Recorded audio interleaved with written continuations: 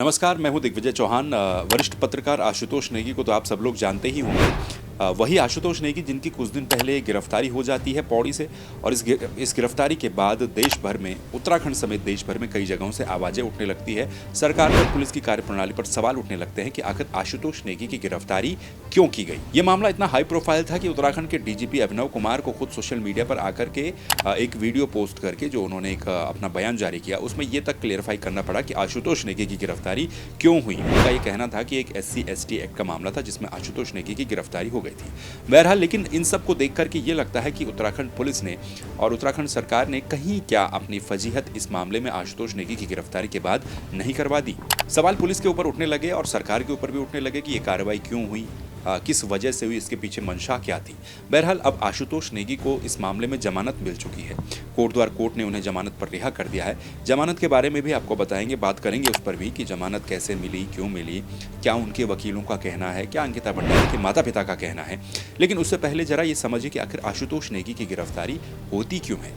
दरअसल अंकिता भंडारी हत्याकांड में आशुतोष नेगी एक ऐसे व्यक्ति हैं, एक ऐसे पत्रकार हैं जो कि पहले दिन से लेकर और अभी तक इस मामले में खड़े हैं। अंकिता भंडारी को न्याय दिलाने के लिए लगातार आवाज उठाते रहते हैं। इनफैक्ट उसके माता पिता के साथ वो हर बार नजर आते हैं, चाहे वो देहरादून में हो या फिर पौड़ी में हो, कहीं पर भी जाना हो, किसी से बात करनी हो, कानूनी कार्रवाई में अगर कोई मदद चाहिए हो, तो आशुतोष नेगी हमेशा अंकिता भंडारी के माता पिता के साथ खड़े ही आपको नजर आएंगे।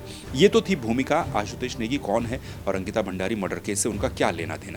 अब 5 मार्च को आशुतोष नेगी की अचानक से गिरफ्तारी हो जाती है पौड़ी से। पौड़ी पुलिस उन्हें उठा करके ले जाती है और ये गिरफ्तारी 5 मार्च को हो जाती है। पुलिस का ये कहना था कि SC/ST एक्ट का एक मामला था जो उनके खिलाफ काफी पहले दर्ज किया गया था। इस मामले में एक गिरफ्तारी पहले भी हुई थी, लेकिन बहुत पहले हुई थी और बहुत समय के बाद इसी मामले में उनकी गिरफ्तारी की गई।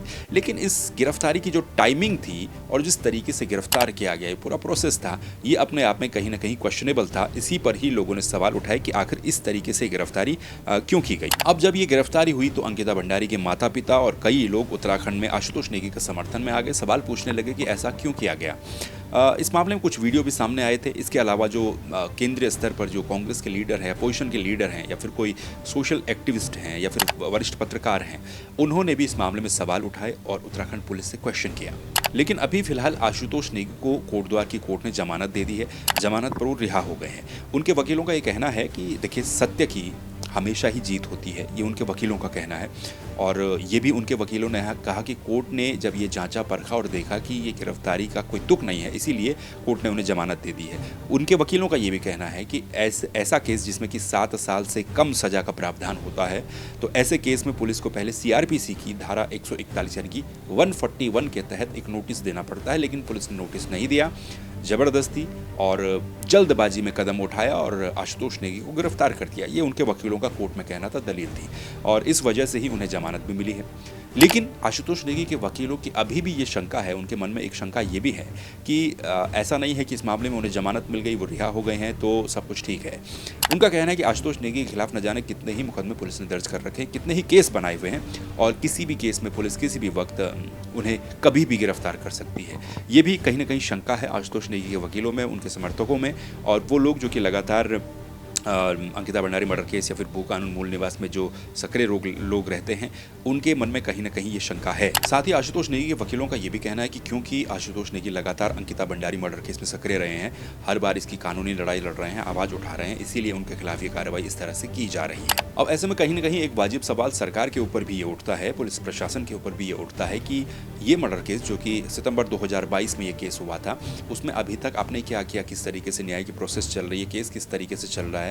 काफ़ी सवाल थे जिनके जवाब मिले नहीं। उन सवालों के जवाब ढूंढने की बजाय क्या उन लोगों को कहीं ना कहीं टारगेट किया जा रहा है कि जो इस मामले में लगातार आवाज़ उठा रहे हैं या फिर इस मामले की कवरेज जैसे कि आशुतोष नेगी कर ही रहे थे। इसके अलावा भी सोशल मीडिया पर कुछ और लोग हैं जो कि इस मामले में वीडियोस बनाते हैं, उन्हें आप इन्फ्लुएंसर कह लीजिए या फिर कंटेंट क्रिएटर कह लीजिए।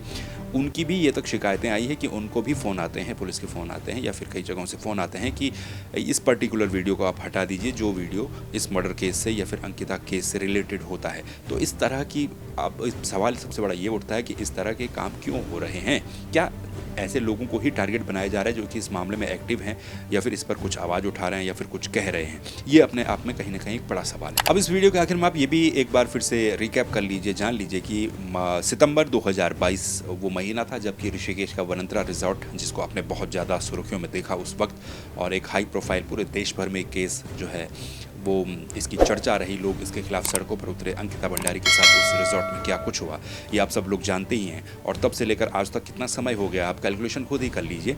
और एक वाजिब सवाल तो ये है कि इस मामले में तीनों आरोपी जो थे वो पुलिस की हिरासत में होने के बावजूद भी उनके साथ क्या हो रहा है? क्या अभी तक जो उनकी सज़ा दिलाने की प्रोसेस है उसमें कोई तेज़ी लाई गई है? इनफैक्ट बीच में वकील तक बदलने पड़े यार। आप खुद ये अंदाज़ा लगाइए कि पैरवी ढंग से नहीं हो रही थी तो वकील बदलने पड़े जो अंकिता भंडारी के माता पिता को मिले थे। इस तरह की बातें भी सामने आई थी। तो कहीं न कहीं एक सवाल तो ये उठता है कि उस वक्त भी जो अंदाज़ा था कि अगर इस मामले में कोई सूखदार व्यक्ति या फिर कोई बड़े लोग, वीआईपी का नाम सार्वजनिक किया जाए, ये आपने बहुत ज़्यादा सुना होगा, लेकिन वो वीआईपी कौन था ये आज तक किसी को पता नहीं है। इस मामले को सार्वजनिक भी नहीं किया गया है।